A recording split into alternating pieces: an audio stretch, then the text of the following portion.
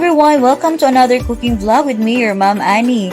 Meron tayo ditong fresh na red snapper fish at saka vegetables. Ngayon, gagawa tayo ng sinigang na snapper fish. Ihanda na natin ang ating mga sahog with our sinigang na sampalok mix. Kaya handa na natin ang ating pot. Paglagay tayo ng 2 tablespoons of oil, garlic at onion. Gisahin lang natin ito at maglagay tayo ng tomatoes. 2 tomatoes ang inilagay ko rito. At saka ginger. Ang ginger ay nakakawala ng lansa ng ating isda. So maglagay na naman tayo ng 1 bowl of water. Pagkatapos ay itakpan ito for 1 to 2 minutes ay kukulo na yan. Ilagay natin ang ating mga vegetables. Takpan natin ulit. Huwag kalimutan na low to medium heat lang. Okay, pag kumulo na, ilagay na natin ang ating isda. Okay, medyo puno na siya. Pagkatapos ay takpan ito. Madali lang naman naluluto ang isda.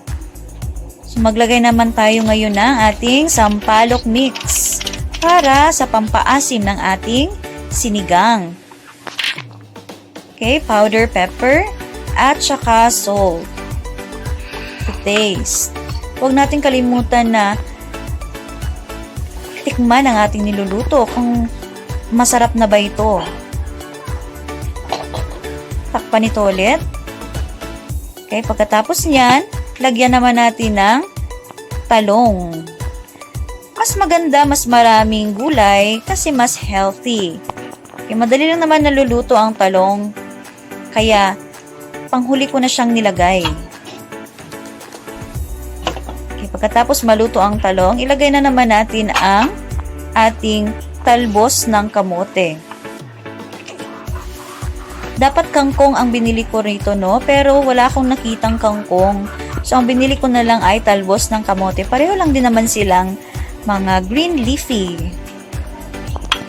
Huwag masyadong lutuin ang mga green leafy vegetables, no? Kasi nawawala ang kanilang mga nutrients. So, takpan lang natin ito. Pagkatapos ay pwede na natin itong hanguin. At ito na, luto na ang ating sinigang na snapper fish.